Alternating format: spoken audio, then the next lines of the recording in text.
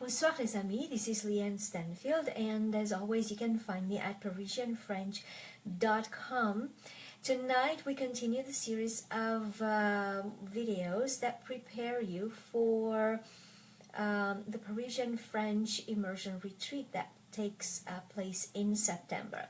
So I want to show you in these videos exactly what you would need to know, as well as to give you a little bit of a sense of the level that you would need in order to come in the one-on-one immersion retreat in Paris in September. And I only have 4 spots available for September, and so I do want you to have a clear idea of what this would be. So the level of the language that you need to have is anywhere between high beginner to advanced level of language, and of course this is going to give you a ton of confidence, as well as clear, real conversation practice in the real world and outside of learning in a class. So today I want to talk about thinking in French, and Carol sent me a message, and I'm going to read her message because I really want you to I'm talking today to people who relate to Carol's concerns. And she says, my biggest problem is that it's hard to overcome the feeling that I'm going to look foolish or stupid when I speak, and of course I'm worried that I will just simply say the wrong thing or say the wrong way. I have a decent vocabulary and know how to say many things, as well as put together different things with what I already know in French. However, when I'm confronted with the situation of speaking with a native speaker, I just get so embarrassed. I really don't know why. Probably because I figure I use the wrong words. Also, I have trouble following the or understanding what's said to me. Sometimes I can, sometimes I can't.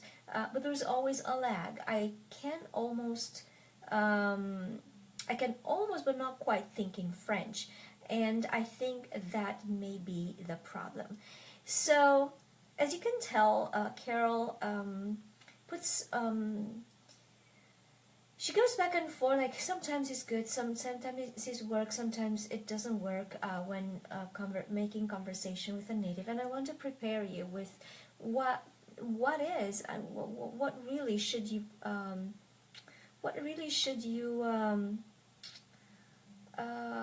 prepare for mentally, if anything else, in order to make conversation with the natives, which you will do in September. So, as you can tell, she is saying, well, I do have some vocabulary. Sometimes it works, sometimes it doesn't work. But many times she says there's a lag. I can almost but not quite think in French, and that I think that may be the problem. So blaming it on because I don't think in French, this is the reason I'm not really making conversation fluidly with a native. So I would like to talk about this expectation to think in French. It is a very unfair expectation of yourself. The way that the brain works, really, thinking in French is a consequence of speaking a lot. So the reason I read Carol's message is because I see a lot of this happening with my clients. And so what happens is you expect to think in French and then to become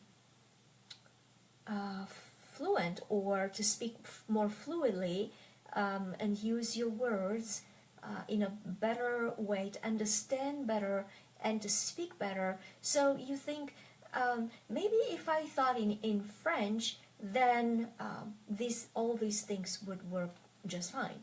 So I'm here to tell you that it's the opposite. So you need to speak enough, you need to practice conversation as well as listening, but listening in the conversation, listening with audio, videos, music and all that stuff. It's a passive way to learn, and that is not a good thing. It's a really good thing if that's what you're looking for. But in September, we're going to speak to locals, and so you need that skill, the skill of listening as you make conversation. And that's a different listening skill. So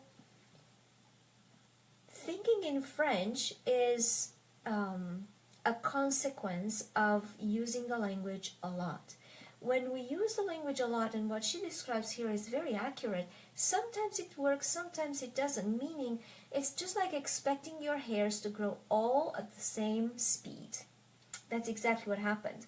So some words are going to feel a little more comfortable to say or to hear, others will not. And these things are like so organic, and they're changing, like so dynamic.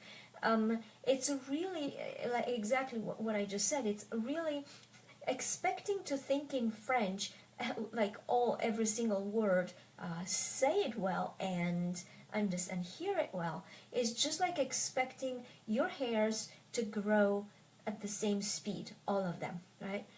But the hairs don't grow at the same speed. As maybe if you followed me for a while, you know that in order for us to hear really well another language, even another type of music, our ear has to be trained.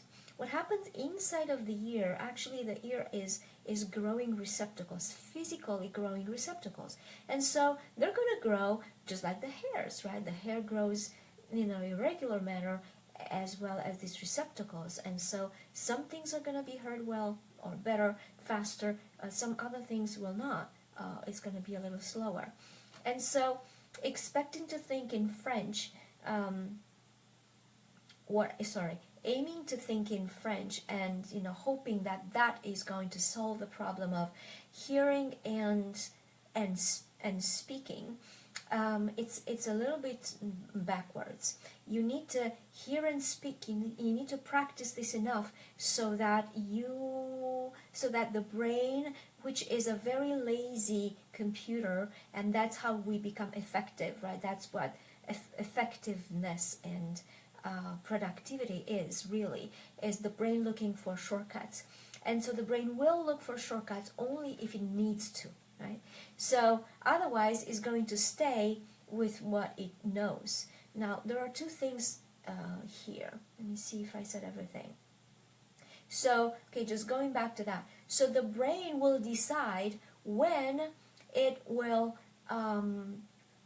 think in French and when it will not. And thinking in French will be starting with like little blobs of words, and then it's going to go back into English, and then it's going to go back to French and go back to English, and then gradually, organically, just like the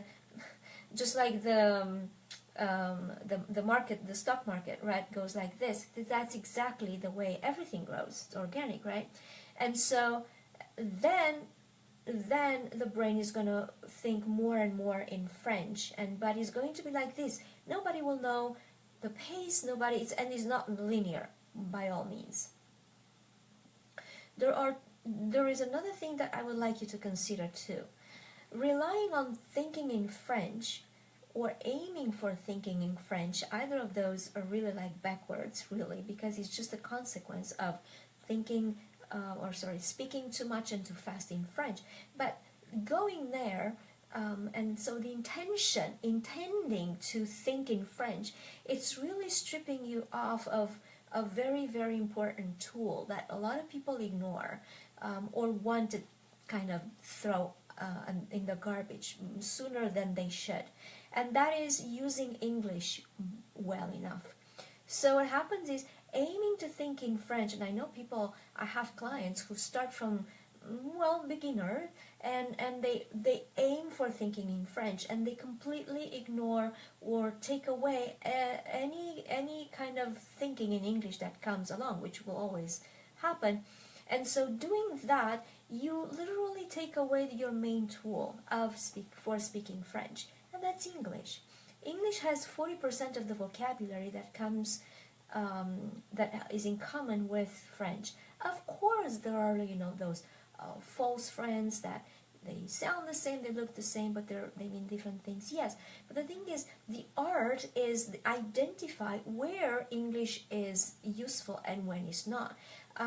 For my American friends here, Spanish, you are exposed to Spanish. Many of you even speak Spanish, and I know in this group there are people who have Spanish as a first language, and so same thing happens with Spanish as well, especially if you have English as a mother tongue and Spanish as a first acquired language, and then French.